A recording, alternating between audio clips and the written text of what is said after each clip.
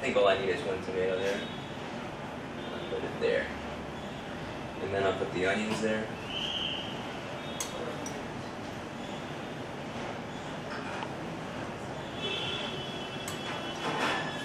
Anybody getting hungry yet?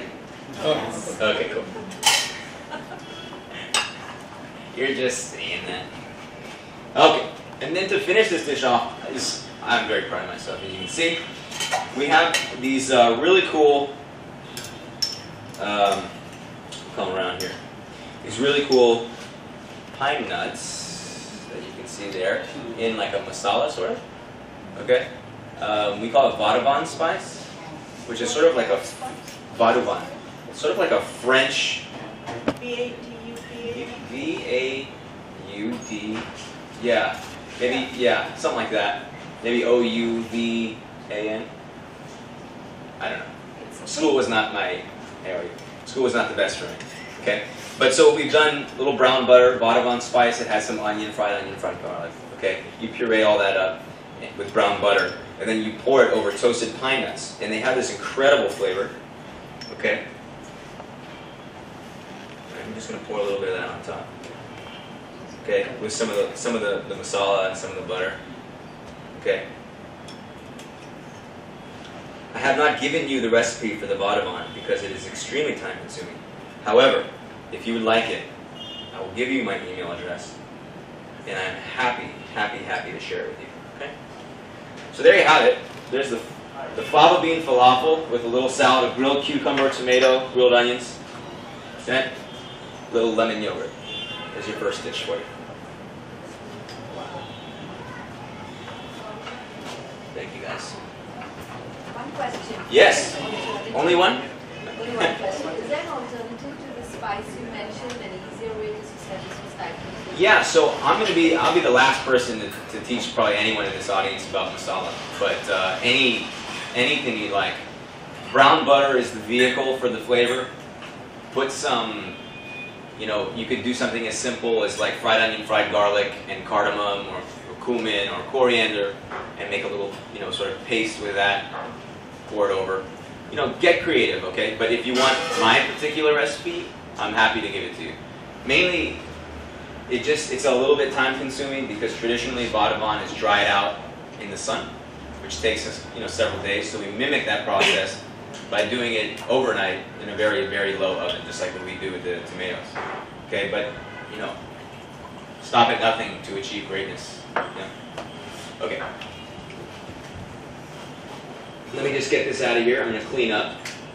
Hopefully I won't shock myself in the meantime, which has been known to happen. Okay, don't break this. Find yourself another job. No, I'm kidding. So, eventually my chef was like, okay, this kid's bored washing dishes. I'll give him some potatoes to peel, and I'll give him some carrots to peel and cut, and I'll just make him dice vegetables until his back hurts and whatever. And then at some point, maybe 10 years ago or something, you had the Food Network in the States, and that was getting pretty big, and people started going crazy over chefs. And it's really exciting for me to have you all here interested in what I'm saying, because I just like to blabber on. So, but it's really nice that there's such an interest in food, and especially here, because even when I came 2 years ago, I didn't notice as much of an interest. So anyway, give yourselves a round of applause. All right. Next, we're going to make crispels. Okay? There's a million different ways to do it. There's a million ways to skin a cat, but today I'm going to show you a way that I like to make these. And the crispel batter is a crepe batter. Okay? Traditional. It's not a traditional French crepe per se, which they use typically buckwheat flour. Okay, but we're going to use whole wheat flour and maida. Okay, so the maida gives it structure.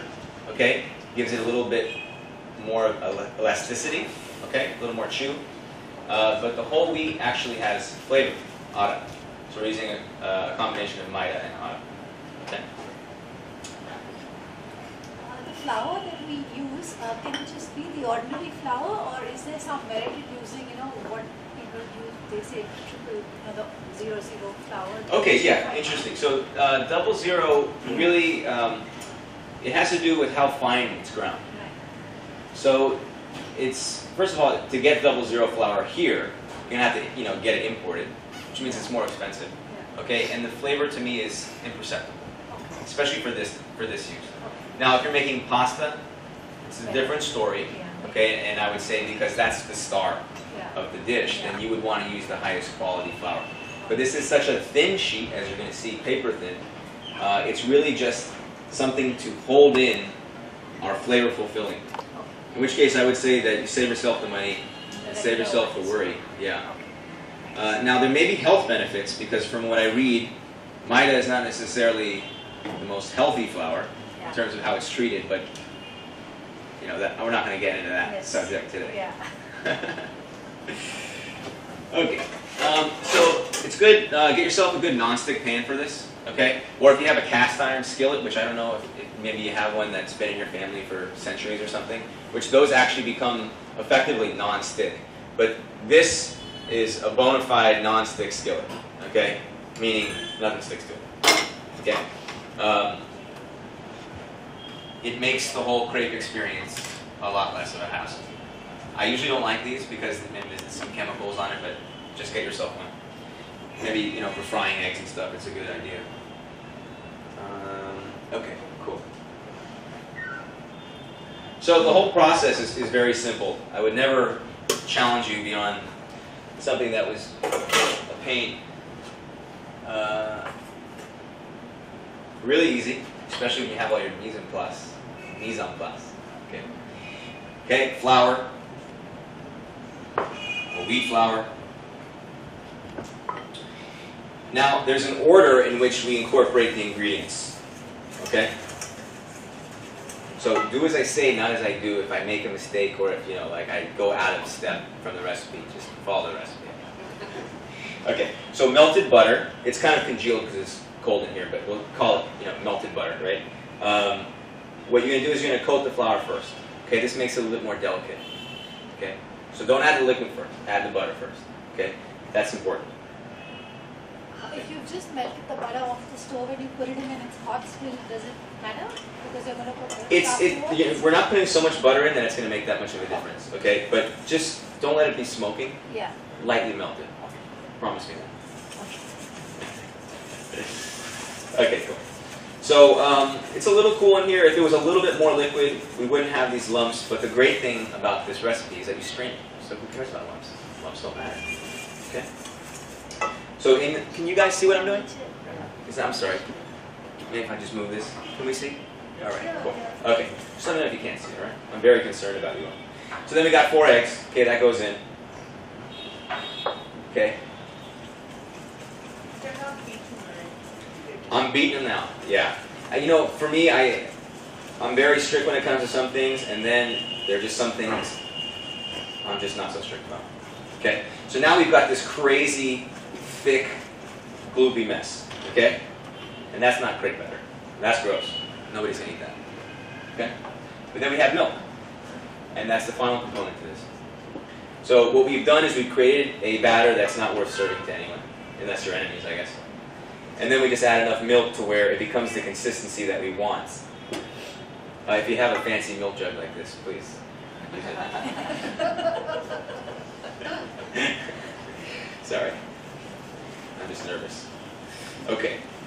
So slowly, because otherwise you're going to splash yourself. But if you have an apron, then that's great. It doesn't matter what you do, I guess, at that point. Okay? And don't be afraid to overmix this. There are certain times where I give demos and I say, don't go crazy with the mixing, because as you mix, there's this thing in the flour called gluten, which is basically something that the more you fool around with it, the more structure it gives. But in this case, it's actually what you want. So don't worry about it. Okay? If you're making pancakes, on the other hand, you don't want to mess around because you want the pancake to be like super delicate, So it just depends on what you're doing. So again, all these things that I'm telling you, it's not necessarily in the recipe, but it's just something that I know, and probably a lot of you already know. But they're good little things to remember. Because, cooking should kind of be instinctive. Otherwise it's too much of a tense experience, right? So it's like, if it's not really instinctive, then you don't really enjoy it as much, I feel. Or you start asking questions and you doubt yourself, and that's no fun. Okay, so this looks great. I mean, it's looking obviously much more delicious than the other thing did look. Okay, give it one more go. I'm not using all the milk because I don't need to, and I feel like that's a good consistency. It's watery enough, you know. Okay, and I'll show you why it needs to be watery in just a minute. Do I have a ladle up here? Yes, I do.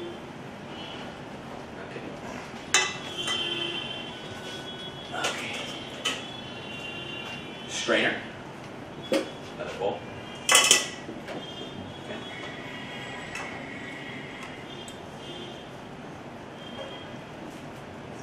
Okay, there are some lumps, so you guys can see. Can you get that washed? Thank you. I just want to show you guys. Take a look in there. Yeah. See that? Lumpies? Lumpy's no good. Okay? Lumpy's no good.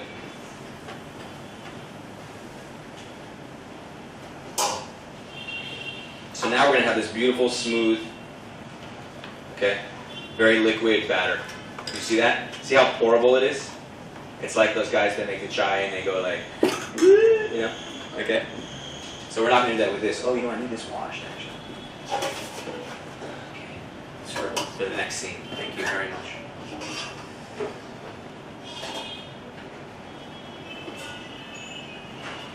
Okay. So now we'll make the crepes. We'll just make one or two. Okay. You want the pan decently hot. So in this case, it's going to take about 25 minutes to get hot with this stove. Okay.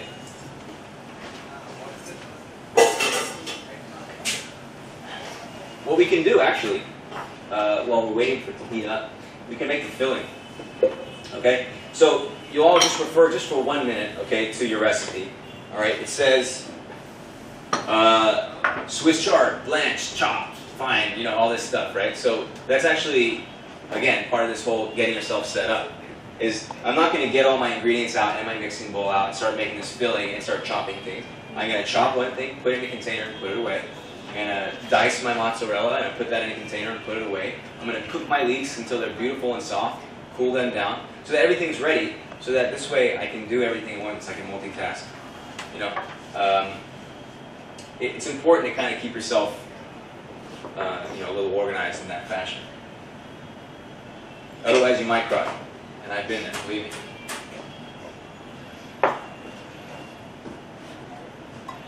Okay.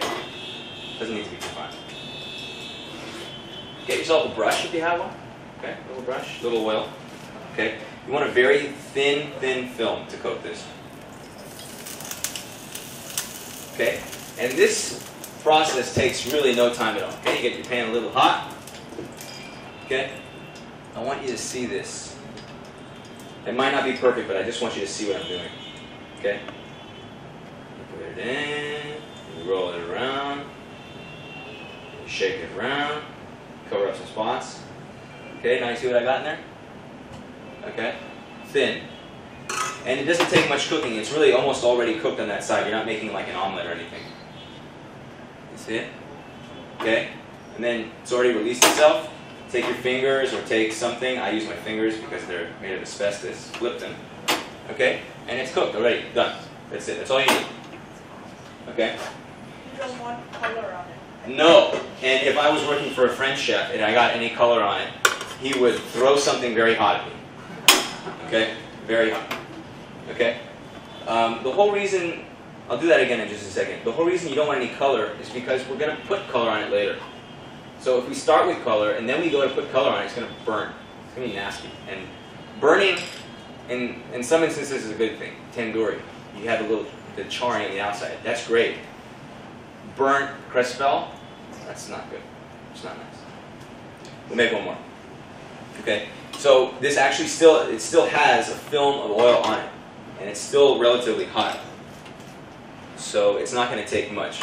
I worked at a club in the South, in the United States, and we used to do large banquets for upwards of 1,500, 2,000 people, and one of the dinners were these stuffed crepes, not quite the same as a crespel, and I was the crepe boy, making crepes, making thousands of them. But I had 6 burner top with 6 different pans, and just making crepes. You know, like juggling kind of. And it really, once you get the rhythm of it, it's super easy. So you know, you do a couple of them, you'll burn them. You might burn your fingers or something. You're gonna get it, and you love it. It's really fun. I find it very fun. Very. Yeah, I'll make it over here. Okay. So you're gonna kind of roll it around. That's why you need to be liquid. See what I got going on here? Okay.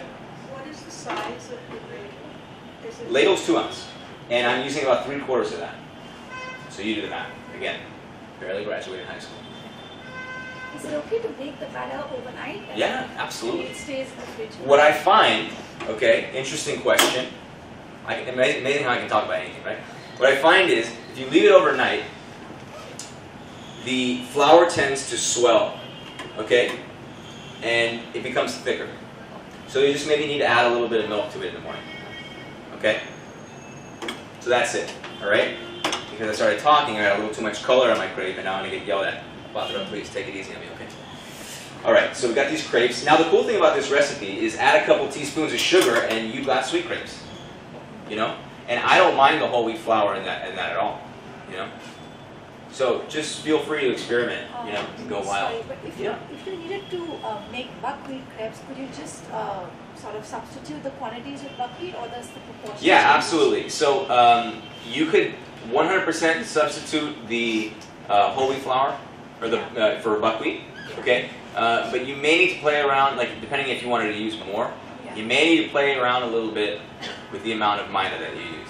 Okay, the type of buckwheat flour that they use in Brittany, where the original sort of buckwheat crepe comes from, I think they use exclusively buckwheat. But that's a particular type of buckwheat. So the buckwheat that I've used here in India does not behave in the same manner.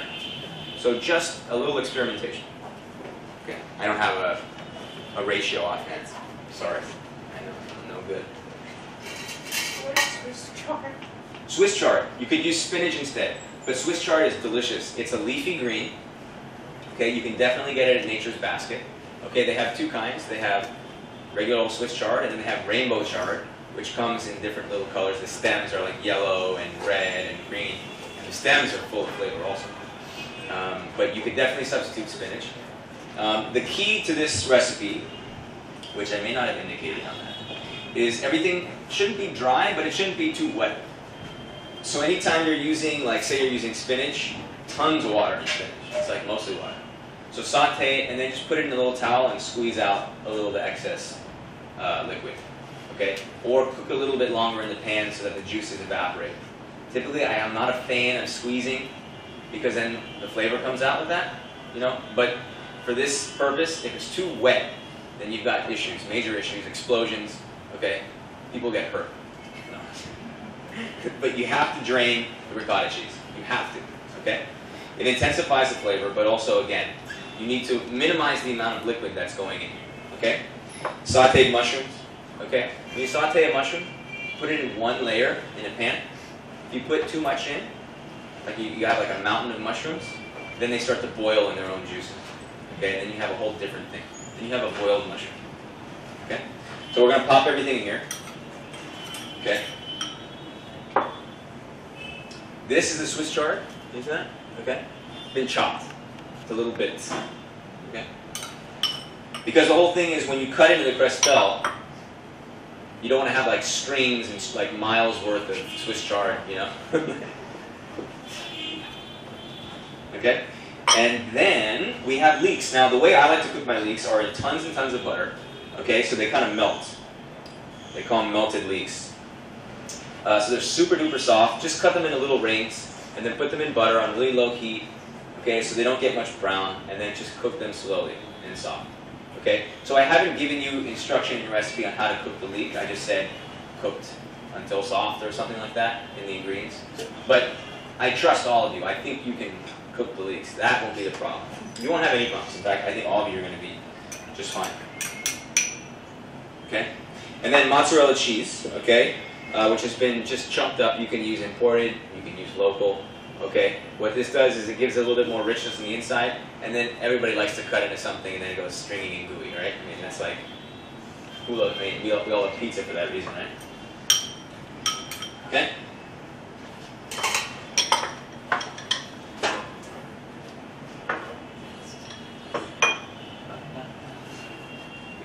Okay, I put a little olive oil, not a whole ton, just a little bit.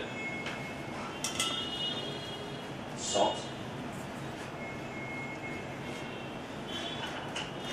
And lots of fresh pepper. Fresh pepper.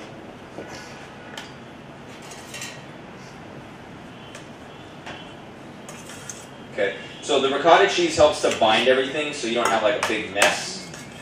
And actually, believe it or not, the greens help bind everything because we've chopped them. I just want to make sure that the seasoning is incorporated. I'm not looking to make a paste out of this per se, it's just a filling, okay? No need to go overboard. So you guys can see how it's coming together. Can you see? Okay. I'll take my tasting spoon.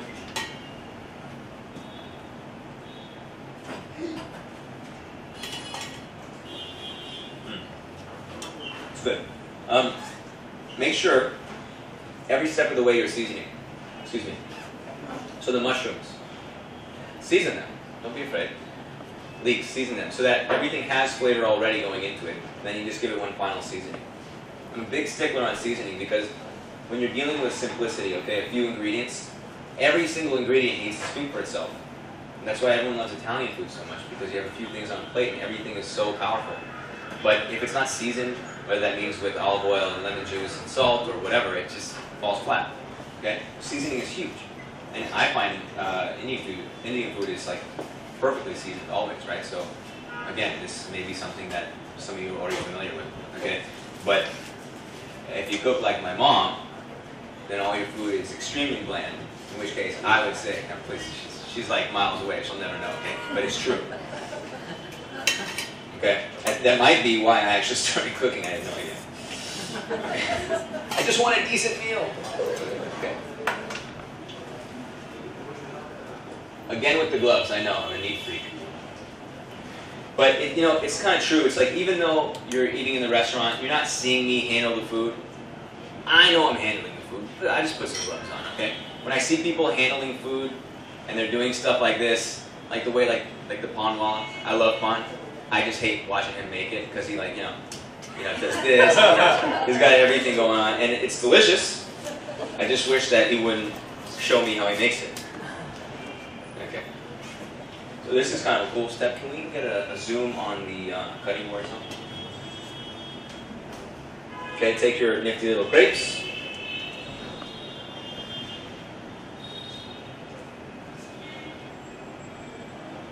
These gloves are really tight. I can hear my hands getting cut off for circulation. Okay, I put typically about 50 grams. Which this is, I think, like 48 and a half there. Okay. Okay, you guys see what's going on over here? Okay, so I'm lining them up. If I was doing a party of 700, then I would have 7 tables lined up with 100 each.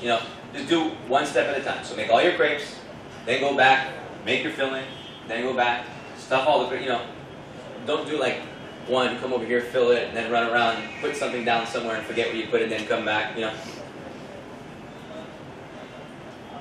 You'd be amazed at how much time people waste freaking out and putting things all over the place, When I first started working in restaurants, I was just so flustered.